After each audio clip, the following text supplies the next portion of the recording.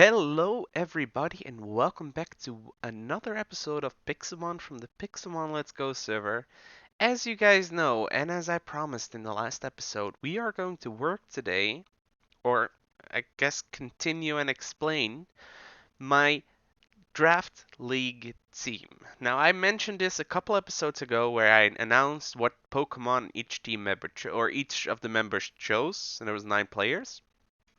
And I gave you the list of 10 pokes that I chose. Which, if you do not remember, let's grab the book.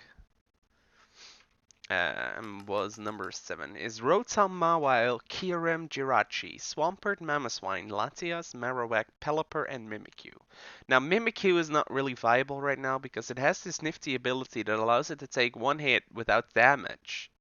And then his, costume breaks, and after that he can get hit normally. I think it's just physical maybe, but perhaps also special attacks. However, that is not coded in yet, so that makes it a little bit more difficult. So as you can see right now, I have a couple of pokes on my hotbar, and these are the pokes for my normal-esque team. Now, there's one thing that I need to tell you guys, and that's because I need a break right now to check a recipe that I forgot to check beforehand. You know what, guys? I'm special. Don't worry about it. I don't need to check anything because I already made this item and it's right here. So, I believe that if I do right this, like, boop, bam! So I have a Rotom Wash right now, which is what I'm going to use because it's water and electric type, and it's also one of the strongest ones, I think, or most often used. But I just wanted to show on camera how to work that, and I actually didn't know how it worked as well, so it's like a nice little thing. Anyway, I'm going to go through the moves and then show you guys the EVs, sorry. So first of all, we have Kyurem. So Kyurem has Free Shock, Fusion Bolt, Ice Beam, and Earth Power. So Earth Power is just a good Earth move that I can use against Iron? Metal? Wait, what? Steel, yeah. Wow, weird. Against Steel types, because they can be quite annoying. Ice Beam's obviously really good stab move with the ice type thing that Kyurem is. Fusion Bolt is a really strong electric type move that he gets because this is Kyurem Black. So from Zekrom it gets it. Boop. And last but not least, we have the move Free Shocks. Now this is one of those moves just like Solar Beam where on the first turn it charges and on the second turn it let loose. However, the reason why this is here is because Kyurem will be used with an ICMC, which will turn Free Shock into a 200 power Z move that I can use once to just completely annihilate a Pokemon. So it's pretty strong. Okay, next up, Latias. So for Latias, we'll use a Calm Mind strat, which means that we have Calm Mind, Thunderbolt, Roost, and Psyshock. Calm Mind is a move that raises the special attack and special defense by 1. And this means that any and all special moves will become more strong, I guess. It's the best way of saying it. So we have Psyshock, which is just a stab move with Psychic type. So the power increase of that will just be distinctive. And then we have Thunderbolt, which we can also swap out for Draco Meteor to have another stab move. But Draco Meteor has I think it lowers the special attack when you use it, and it also has a 90% accuracy. So if you use Draco Meteor, you basically remove all the effects of Calm Mind, which is kind of meh. But it's a really strong stab move you can use if I need a dragon move against a team that is really weak against dragon types. So I can switch those out depending on who I'm fighting. And then Roost is just one that easily it's a good heal move. It's good utility. We're gonna use Latias with a Soul Dew, which increases the stab moves of Latias, so both Dragon and Psychic by 20%. I believe. Yes. Okay, so next up we have Jirachi, which is going to be my strongest hitter. Now, you wouldn't expect it from the way it looks, but it's incredibly strong. So, we are going to use Iron Head, which is a move that I don't have yet because I need the move tutor for it. But it does 40 power, 100 damage, or 100 accuracy. However, Iron Head has a 30% chance of flinching. And Jirachi has a ability called Serene Grace, which boosts the likelihood of additional effects occurring. So the 30% flinch will turn into a 60% flinch. Now you can imagine that if I use Iron Head and there's a 60% flinch, that it happens frequently. Now I'm going to use this with a Choice Scoff. So um, that means that my power or my attack, I guess, power will increase, but I'm locked into the move that I use first. So if I use Iron Head, then, well, I'll have to keep using Iron Head, which I'm okay with. But that's a pretty strong combination. I can use U-turn in case I want to opt out. It's a good move that does damage, and then you can switch out. Healing Wish is a move that if I use it, Jirachi will faint, but in return, the Pokemon that I choose to go after will have all its HP and restored and status conditions cured. So if I'm like if Jirachi is low on health and I've given up on it, I can switch Jirachi in, use Healing Wish, and then heal up, for example, Kyurem that is low on health. So it's a pretty good move, but it's very specific. You only use it in certain areas. Zen Headbutt is a psychic type move, which we can use as stab as well. Obviously, Iron Head is stabbing steel, but Zen Headbutt will stab psychic, and also has a 20% flinch chance. So that will turn into 40% flinch. Yeah, the Serene Grace is a really good ability. But I can either choose to use Zen Headbutt or Fire Punch, depending on whether or not I need a fire type move on my team.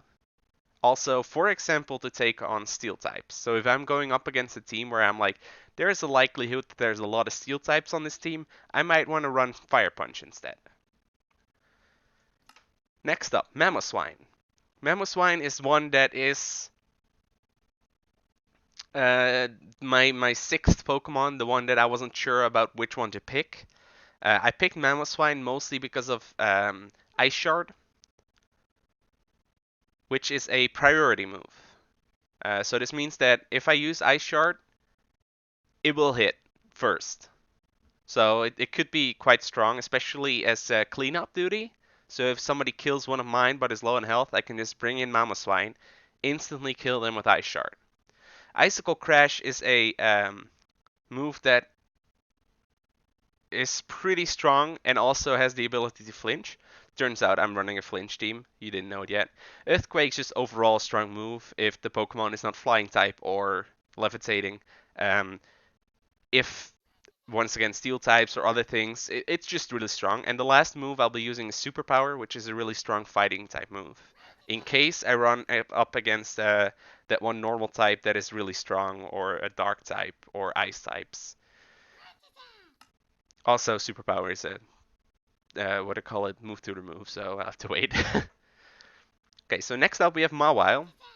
Oh, and by the way, Mamoswine will be holding a Life Orb, which boosts power by, or the attack by 30%, and takes some recoil damage because of it. So Mawile, we're going to use the Mega Stone for, so Mega Mawile, because Mega Mawile is really strong. Obviously, Play Rough is a really strong move because it's a stab move. Swords Dance is something that just sharply raises the attack stat, I believe, by 2 stages. So if we use this 1 or 2 times and then go Play Rough, then, well, good guy that can actually take it. Sucker Punch is also a priority move, so this enables the move to the user to attack first. This move fails if the target's not ready in attack. So if the opponent is using a status move instead of a physical or special attack move, Sucker Punch will fail. And last but not least, knockoff is a move that does damage and has the ability to remove the held item from the opponents. Or no, it does more damage if the opponent has a held item. Sorry, I messed that up. So that means that if somebody is using a choice scarf, leftovers, a life orb or whatever, it does double the damage, which is 130. The only thing it doesn't work on is stuff like Mega Stones and maybe Sea Crystals. I'm not sure about that one. So, and last but not least, we have Rotom. As you just saw, Rotom Wash, electric and water type. We'll use this lad to probably to start out with, to start attacking with. It has full switch, so we can switch it out easily with stabby moves. Hydro Pump, which has 110 and 80, 110 damage, so it's pretty good move. Also stab. We got Will-O-Wisp that burns the target, and they have to heal it, which is impossible without with items at least. And last but not least, a very important one, we have Defog, which is a strong wind that blows away target's barriers, such as Reflect or Light Screen. However, it also removes Stealth Rock. Yeah, that's what it's called. I was debating it. The one where if you enter the field, so if you switch out a Pokemon or if you have to bring in a new Pokemon because one of yours died, you take a little bit of damage. It's called entry hazards. It also removes spikes or toxic spikes or such things. So all the entry hazards will be removed when you use Defog, which can be really strong. So most teams generally run a poke with Defog on it. So there you go. This is my team. And this Rattata wants to fight me. Okay, so as for EVs, because I know at least some of you are interested in this, for Kyurem we're running just 252 attack, 252 speed, and 4 special attack. Just that little bit of extra snuff, I guess. It's naughty natured, which is attack over special defense. And EVs 2. Latios, my apologies, is 252 special attack, 252 speed, and 6 special defense. So, or 4, I guess. And we're running a timid one, so attack over or speed over attack. Jirachi is 252 attack, 252 speed, and 4 in special defense as well. Just a tiny little boost. And it's a careful nature, so special defense over special attack. Even though the IVs aren't ideal for it in this one, but we only have one Jirachi, so. For Mamoswine, we're running 252 attack and 252 speed as well, with special defense again. Seems to be a common theme, eh? And Mawile is 92 HP, 252 attack, and 164 in speed. So a little bit more of a boost in HP. And last but not least, Rotom Wash has 252 HP, 200 in defense, and 56 in speed. So these are the EVs, and the IVs are not interesting. The IVs on my Rotom eventually turned out to be this. It's the best I could get. Rotom's genderless Pokemon, which makes breeding it really difficult because the only thing you can breed it with is Ditto. Yeah. Okay, so this is my basic team. However, there's an alternative because I did pick Swampert and Pelipper to make it into a rain team. See, or Swampert and or Pelipper has the ability to use Drizzle, which is something that Primal Kyogre also have, I believe. And Drizzle causes Rain Dance for 5 turns, basically. So it increases all the power of water attacks. Swampert, when it's Mega Evolved, has the ability Swift Swim, which means that if it's raining, he will move fast. So, the combination of those two, and any water type attacks, is really strong if you're up against a team who's weak against water. So, we have Pelipper, and Swampert. They're so still they have to be evolved still. So those are the two that will be switched out for Mamoswine and Mawile in the eventual uh, whatever happens. So if this happens, what will change is Latias will get Thunder instead of Thunderbolt, because Thunder is normally a move that has 70% accuracy, but it will turn into 100% when it's raining. Water conducive, it makes sense. So we'll have to change that, and we'll also change out the Soldew for Electrium C to make a very strong, I think it's 10,000 fold Thunderbolt. That's the C move for electric. I'm not entirely sure. Kyurem, Jirachi, and Rotom will stay the same, but Pelipper itself will have Defog, like again. Scald, which is just a water type move that can leave the target with burn. U-turn to switch it out easily, and Roost again, like Latias also has. However, I need to level him up, and then I can put Roost on it. Mudkip or Swampert will have Waterfall, which is just an 80 power water type move. It's really strong, and it can leave flinch. We'll give him Earthquake, which he'll learn when he's leveling up. Ice Punch, which is an ice attack that we can use, and also has 80 power, I believe, and also some side effect possibilities, and Superpower. So there you go. The IVs or the EVs for Swampert will be 252 attack, 6 defense, and 252 speed. And for Wingull, it will be 248 HP, 36 defense, and 224 special defense. The last two are not assigned yet because I managed to figure it out how to get it this. Last two don't matter because EVs are only useful per 4. So 508 divided by 4 is a rounded out number, and the last two really don't matter. I don't know why they're still in the game. So what I have to do next is level up all these lads, especially these ones, because I need to train them still, or evolve them still. And yeah, that's it. If I'm done with that, then I'm ready for the draft league. It's almost there. We're almost there. Oh God, I can't wait. Okay, so next up, I've already been talking for 18, 19 minutes, which is like rambling with Sten, right? But you know, some people enjoy this whole strategizing.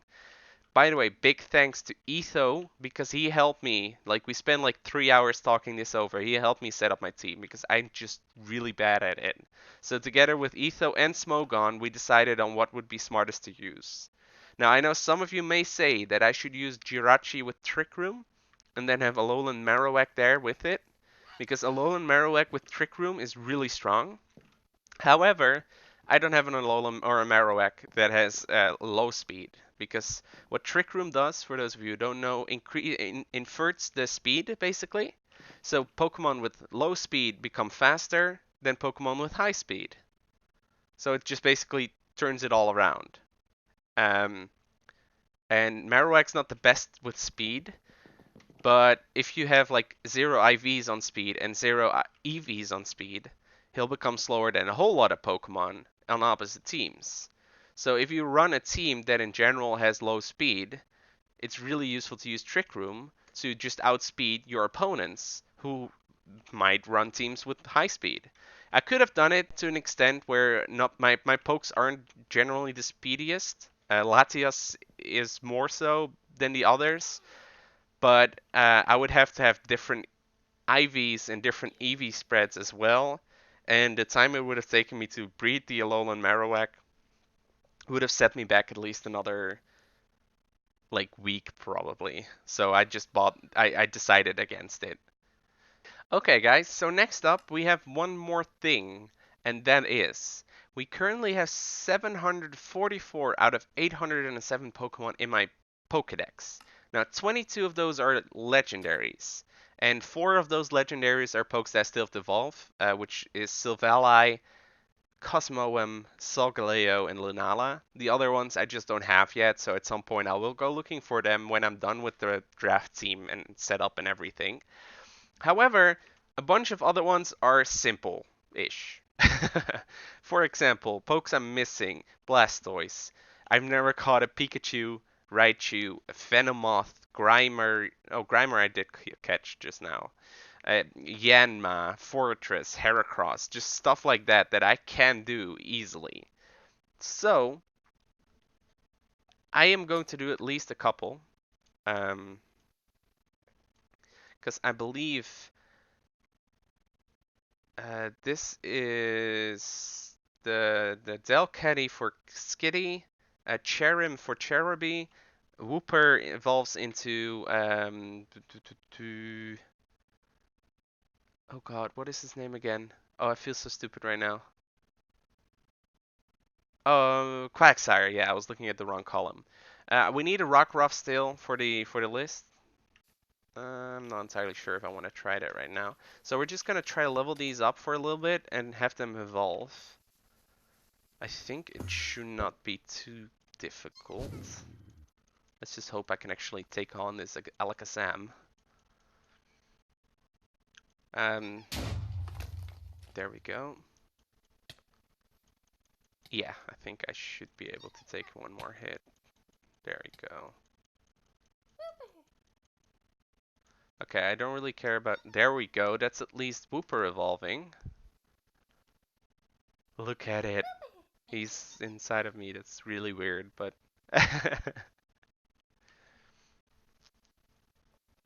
Okay, and then we have our Quagsire. Oh, yeah. And I got a Super Repel. Oh, very nice. So we got our Quagsire. Now, what I do is I rename them to 195 because it's Pokedex number 195. And then I go to the box and I add it after Wooper. But also, as you can see, we increased the number of the Pokedex by 1.